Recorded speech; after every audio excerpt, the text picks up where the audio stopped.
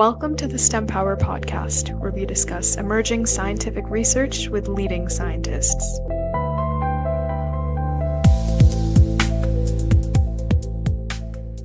Have you ever wondered how your brain knows when you're thirsty, or how it keeps your blood sodium levels and core temperature in check?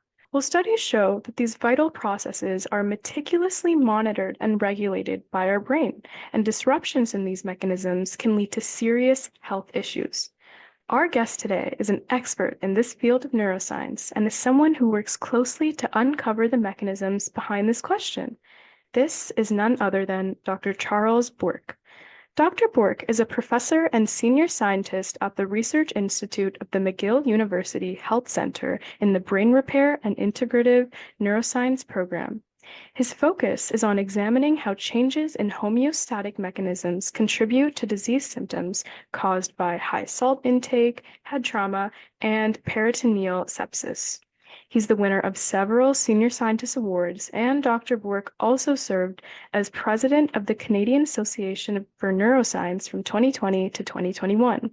With over 140 scientific publications, a co-edited book, and over 150 delivered presentations at national and international venues, I'm very excited to introduce Dr. Charles Bourque.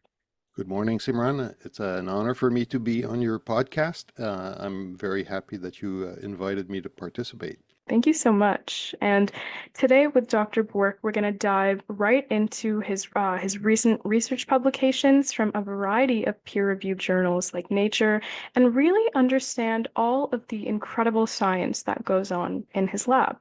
So with no further ado, let's just dive right in.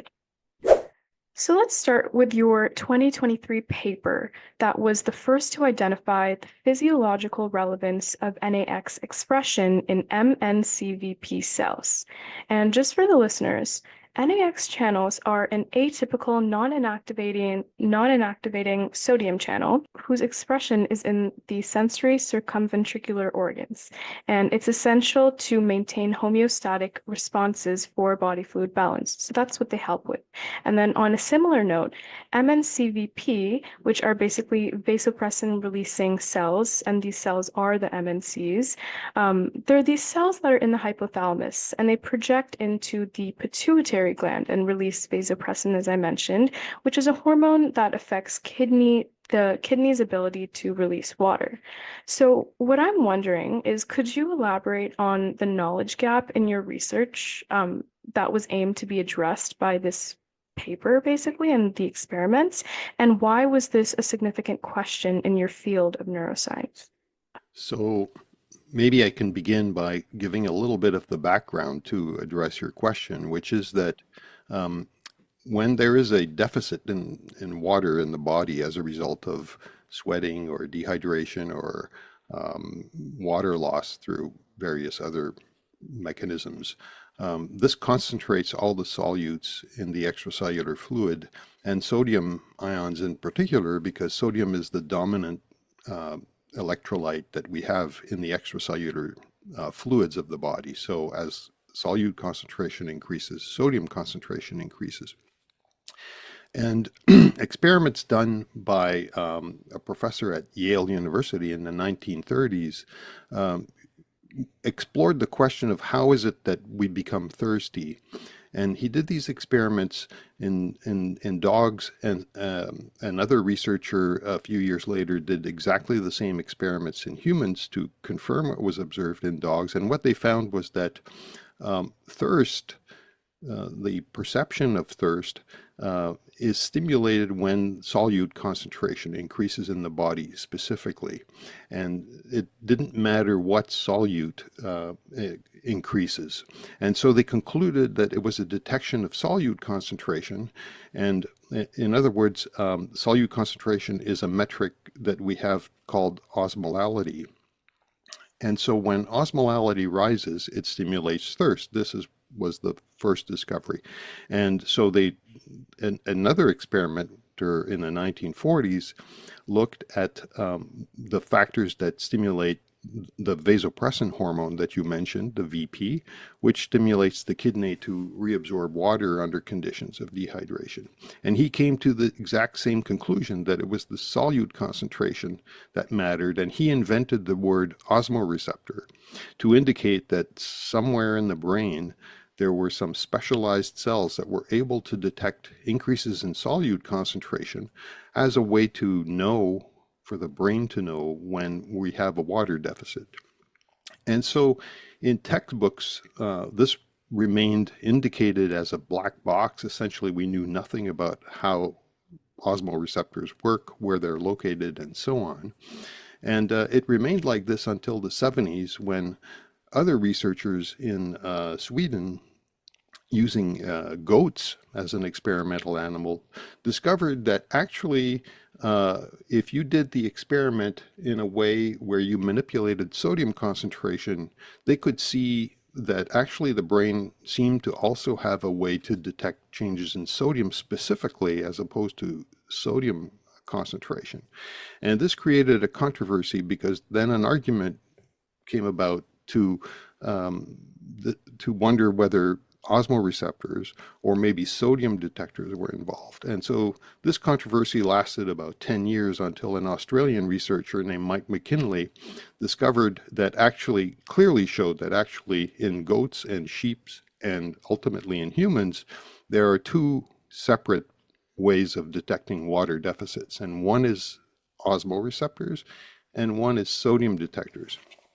So this is a very long introduction to the question that you ask, but work in my lab over the last 20 years or so has really looked at osmoreceptor function, and we've published several studies on how that works. In this recent paper that you just mentioned, we explored the possibility that the ion channel NAX, which is encoded by a gene called SCN7A, is responsible for the sodium detection. And so we did these experiments in rodents to look specifically at whether NAX supports detection of changes in extracellular sodium in the vasopressin neurons that you mentioned. Previous work by a Japanese worker called Masaharu Noda had shown, in fact, it's his lab that discovered that the NAX channel is expressed in the circumventricular organs that you mentioned. And in these circumventricular organs, he showed that NAX, NAX, the sodium channel, is responsible for exciting those neurons under conditions where sodium concentration increases, and that this detection in the circumventricular organs is important for stimulating thirst. What wasn't known is whether the NAX channel is also expressed in the vasopressin neurons themselves, and whether the expression of this ion channel actually contributes to the activation of the vasopressin neurons that stimulates ultimately the kidney to reabsorb water.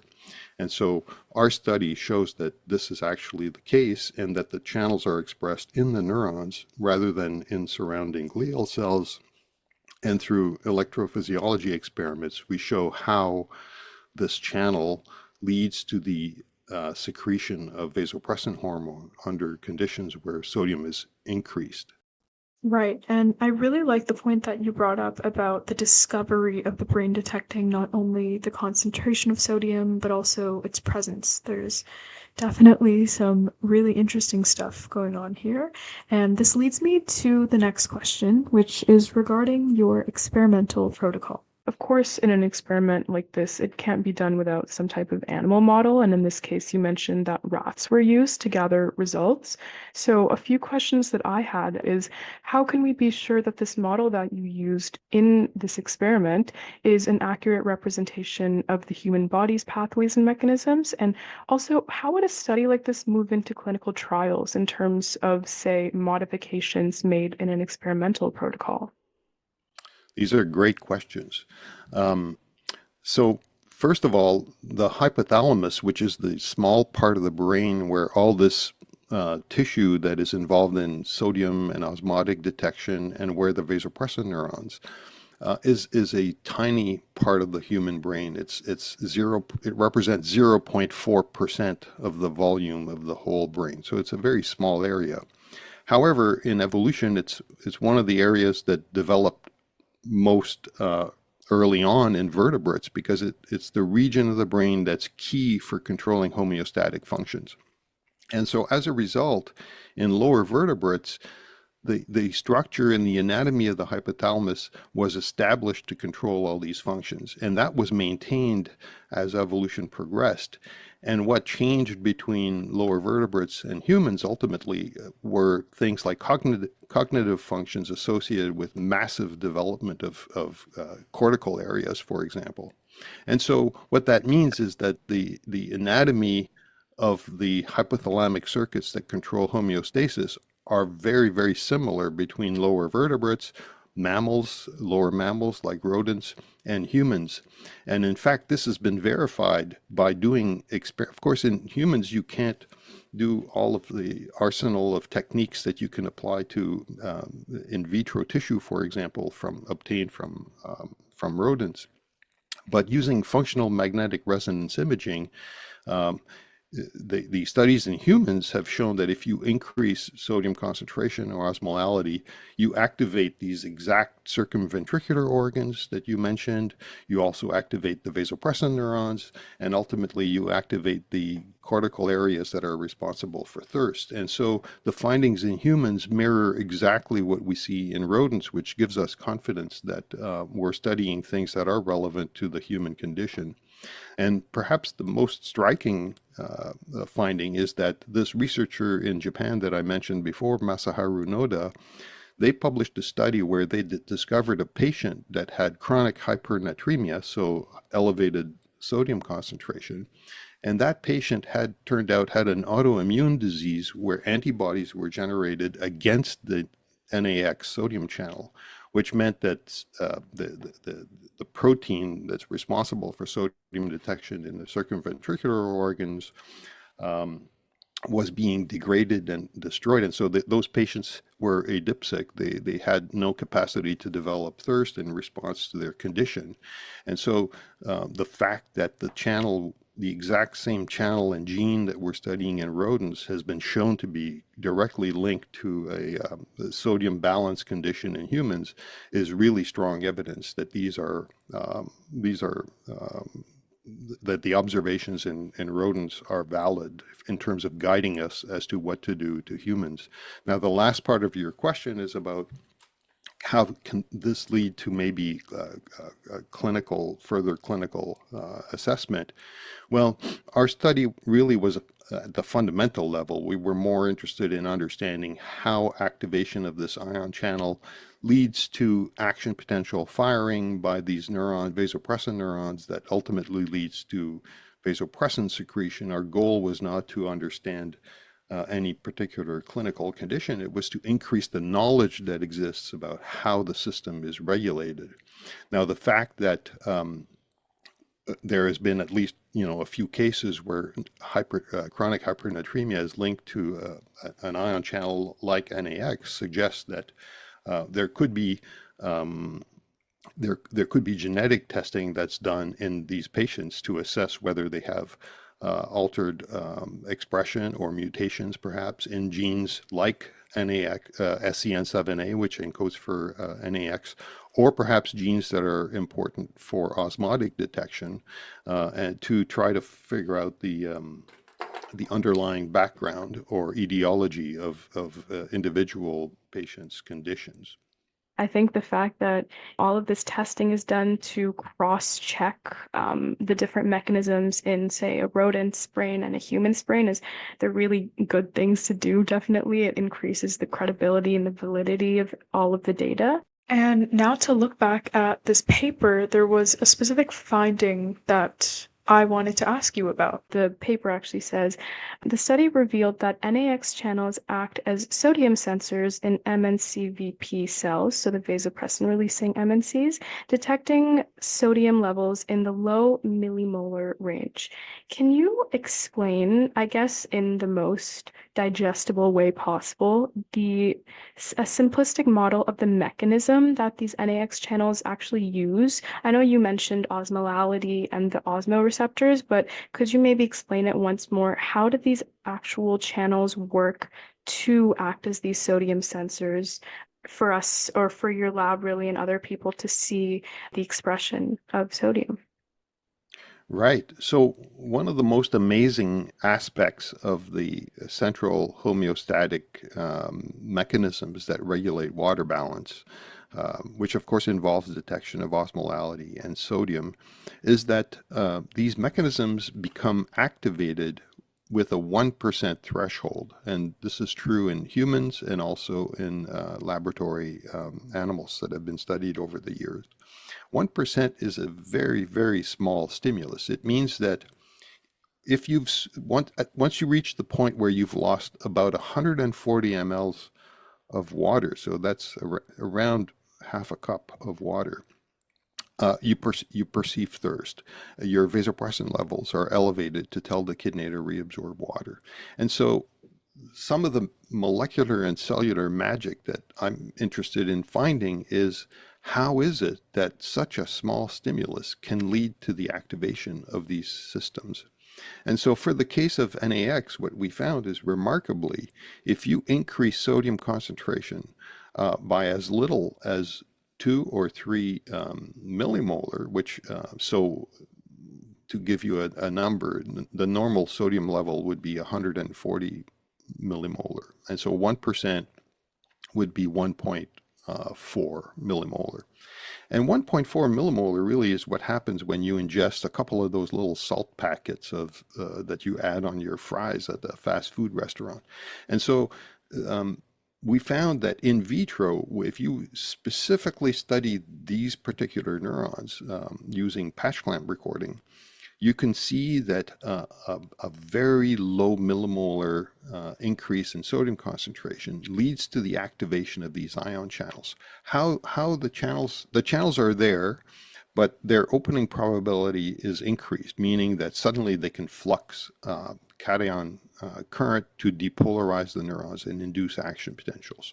So we still have to investigate how that activation happens, but it shows the remarkable sensitivity of the system. And one of the difficulties and why this study is important is that there are no known drugs that can target the NAX channel. And so it's been very difficult for investigators in the past 20 years to try to understand these questions because there were no ways of manipulating this channel specifically.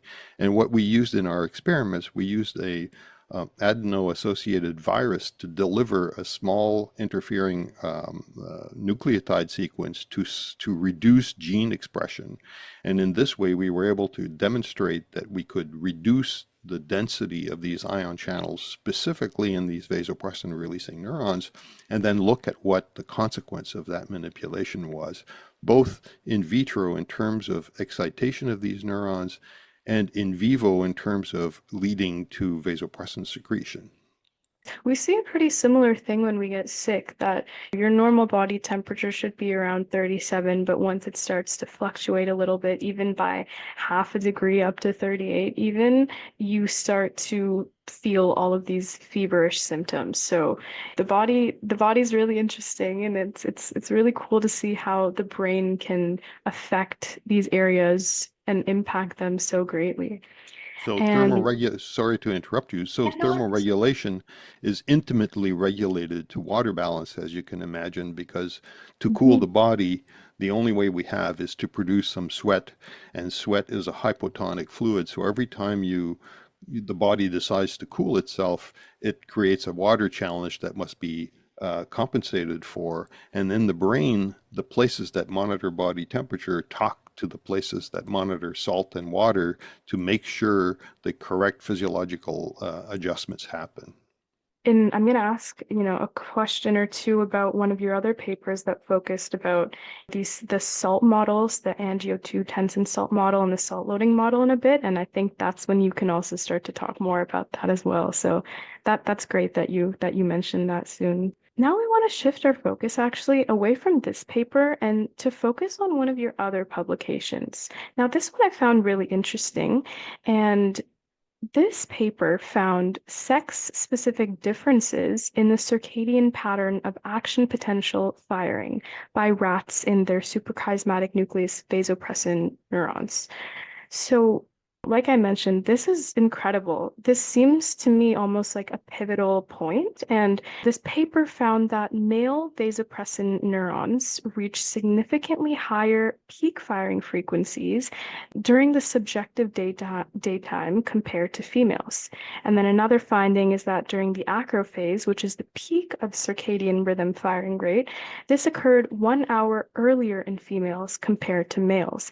And this immediately made me wonder, in the grand scheme of things, by understanding the circadian regulation by these SCN, the suprachiasmatic nucleus vasopressin neurons, could you elaborate on how unraveling these sex-specific differences could potentially show implications in, say, neural regulation and perhaps even possibly in the behavioral differences between males and females? Well, at this point, this is the whole question. So our study was interested in looking at the action potential firing rate of vasopressin neurons in the suprachiasmatic nucleus. The suprachiasmatic nucleus is the master clock that we have in the brain that controls all other circadian rhythms in the body. So it ties into every circadian function that you can imagine. And so the vasopressin neurons in this nucleus represent one of the major outputs. So the axons that leave these neurons go to all kinds of places in the brain to regulate circadian rhythms in various functions, including the sleep-wake cycle and things like this. It's important to us because the clock contributes to the circadian control of water balance. This is why we're interested in studying the clock, because when we sleep, of course, we're losing water through breathing and slight sweating. And so we have the potential to become dehydrated overnight. And yet this doesn't happen. And the reason it doesn't happen is that the circadian clock drives action potential firing from the vasopressin neurons to boost kidney function, to reabsorb water at a maximal level to avoid this overnight dehydration. And so this is one of the things we're studying. And so we wanted to have a full assessment of the circadian pattern of the action potential firing in those master clock neurons. And when we did this, we realized that there were differences between males and females, and you mentioned what those differences are. At this point, understanding how this difference occurs, that remains to be studied. And in all likelihood, there is a loop of gene transcriptional control that regulates clock function in these cells, and this variability occurs on a 24-hour cycle, and likely leads to changes in either ion transporters or maybe ion channel expression that is responsible for this circadian change in action potential firing. And so we need to see which elements are responsible for the cycle itself, and how it is that in neurons from females there's a difference in the timing of this response. So this is a fascinating area that remains to be investigated. In terms of what this does, this requires that we identify which rhythms might be different in males and females. And this is just an area that, although there's a lot of anecdotal information, nobody has looked at this very carefully. And once we identify phenotypes that might be linked, that it will become possible to study what those differences, what they serve, what purpose they serve at a either physiological or maybe even behavioral level, like you mentioned. So it's a really, what I'm getting at is it's a really new kind of area, or it's a novel area that's being looked at, and there's still so much more to uncover, and it'll be amazing once your lab and other labs and more scientists can look at this and see if there are any substantial differences or anything really tangible that we can take out of this and apply to, say, in a healthcare setting. Now I want to shift our focus a little bit onto another one of your papers, which focuses on dietary salt intake. So, before your discoveries, scientists didn't fully understand how high dietary salt increases MNCVP excitability. So, these are the vasopressin releasing MNCs, or the differential effects of various models on salt dependent hypertension or the detailed cellular and synaptic changes involved. So a lot was unknown before this. But then from your research, we learned that both the angiotensin 2 salt model and the salt loading model, so the SL model, increase the quantal amplitude of excitatory postsynaptic currents, EPSCs, on MNCVP. So it's a mouthful, but with that, can you explain what this finding means and explain kind of the rationale behind creating and testing on these two models? Yes. So, of course, we're interested in how the brain regulates body fluid balance at a fundamental level, just studying mechanisms of control and so on. But in parallel to this, of course, there's an interest in how this is involved in disease. So the pathological changes in these mechanisms, such as the expression of the NAX channel, activation of NAX channel, connections between circumventricular organs and the clock and vasopressin neurons, for example, pathologies in all these systems will lead to problems of fluid balance, and actually problems of fluid balance are one of the top 10 reasons why somebody is admitted into the hospital from an emergency department. And so they occur in a wide variety of conditions, such as heart attacks, for example, forms of lung cancer, and so on. Drugs, for example, the drug MDMA has a potentially dramatic effect on blood sodium.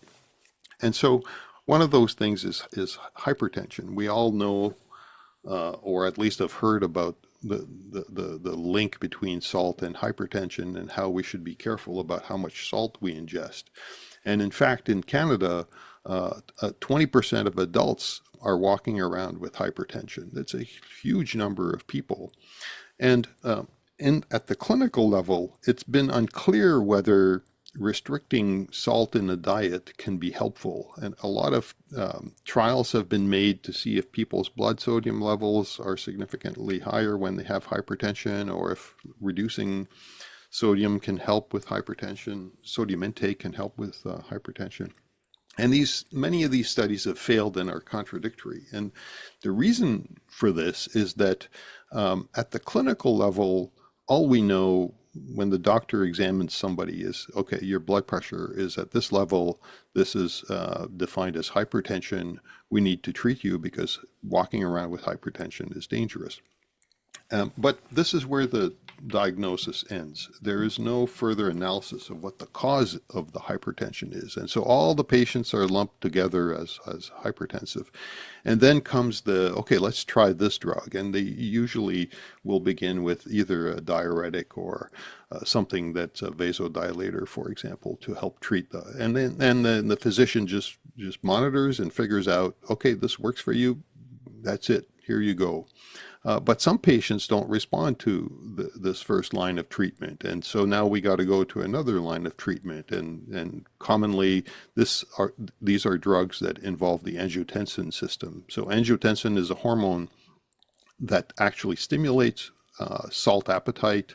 It promotes vasoconstriction, it promotes fluid retention. So it makes sense that if you dampen down this angiotensin system, that could help with hypertension, and it does. And so there are drugs called ACE inhibitors or angiotensin converting enzyme inhibitors. So these block the enzyme that lead to the production of angiotensin.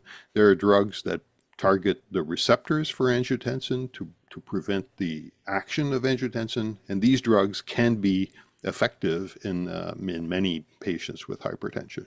But what these differences in drug sensitivity mean is that hypertension is not just one disease. There are many different subtypes of hypertension. And there is a subset of patients that show what is called salt-sensitive hypertension. And so this means that these particular patients, if you reduce their sodium intake, it can lower their blood pressure. And so when we do clinical studies and lump everybody in the same bag, of course, the treatments that you're trying to test may not come out to show significance at a statistical level because you've mixed everybody. And so what needs to happen is we need to have a better understanding of the different potential causes of hypertension, and then maybe find ways where we could identify which patients are likely to be better treated by another condition. So in our experiments, we looked at two rodent models that are different, but in which in both cases there's an increase in blood pressure. And the models differ slightly in that one was simply a context where we give a high level of sodium to the animals, which we do by giving them salt-containing water to drink. So they have no choice. They have to drink this water, and the water contains salt, and they like it. It's fine. But over a period of 7 days, they develop a significant increase in blood pressure that falls into the hypertensive range. And so this is a very simple model of how a pure form of salt-dependent hypertension might arise. The other model we used is based on the more angiotensin side of things. So we know patients can be responsive to angiotensin drugs, and so what we did in those animals is give them a higher salt diet, but with normal water, so that they could hydrate themselves normally like a person would. But we also gave them angiotensin in parallel with a higher salt diet. So their chow contained more sodium to begin with, coupled to a high level of angiotensin, which again mimics another situation where hypertension would develop in people. And so the question was, do these two different models lead to the same kinds of changes in the brain systems that regulate fluid balance? And we found that one thing was common to both. That is that you mentioned the EPSCs, or excitatory postsynaptic currents, were enhanced in both models. And so this is just a measure of the strength of the synaptic connection between the circumventricular organs that we mentioned earlier, which are involved in detecting sodium and osmolality, and the vasopressin neurons that secrete the hormone. And so this means that the balance between the inhibition of these cells and the excitation of these cells is shifted in both of these models in a way that leads to increased activation of the system, increased secretion of vasopressin.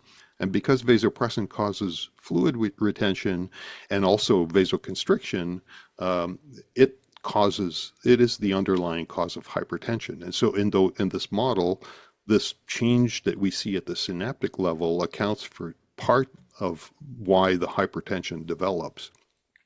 What was interesting is that in the other model, which is simply giving salt in the water, although we did see the same synaptic change, we also saw that the mechanisms that allow these cells to detect changes in osmolality is sensitized.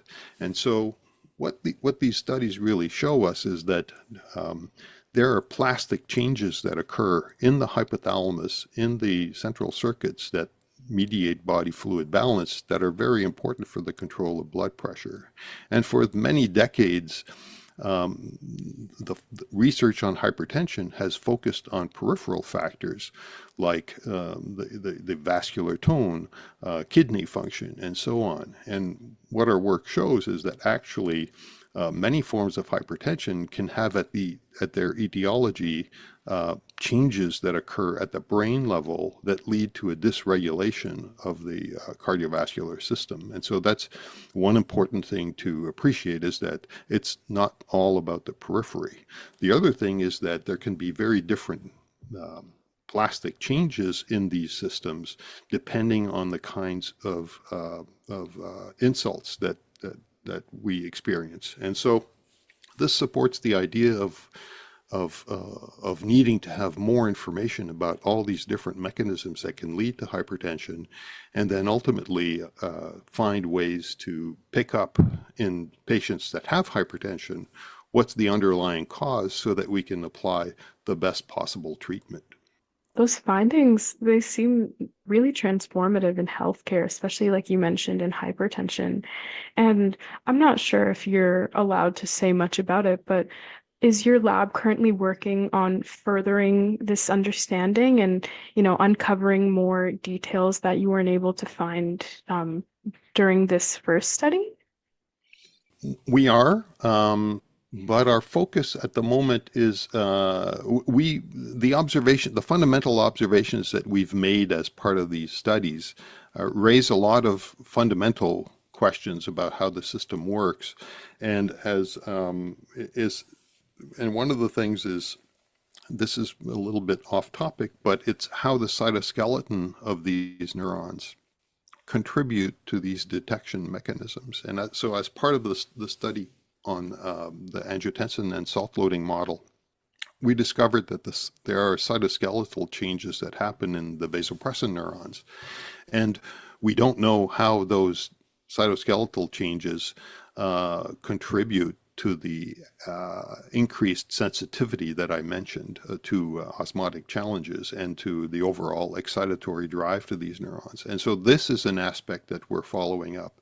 And we've made a really terrific discovery recently about how the cytoskeleton is organized to mediate the activation of ion channels during osmotic challenges. And I can't say more about it at this point because the study's not complete and we haven't published it yet.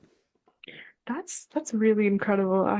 Just like learning about this and seeing how so much more can be uncovered, and also just the fact that the cytoskeleton, like you were mentioning, changes during these mechanisms, and how all of these small changes that occur can make such a big impact on the body itself it's really interesting, and it's really amazing that you and other researchers and scientists are looking into these types of things. And as we wrap up our conversation today, I'd love to hear about a moment in your research career, Dr. Bourque, that has been particularly meaningful or impactful for you.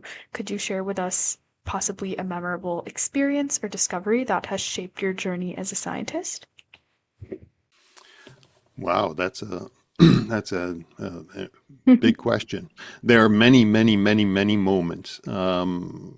So I can say that when I was a student, before I became a professor, I did research and I did my PhD, and I realized that textbooks that have these diagrams that explain to you how certain functions work.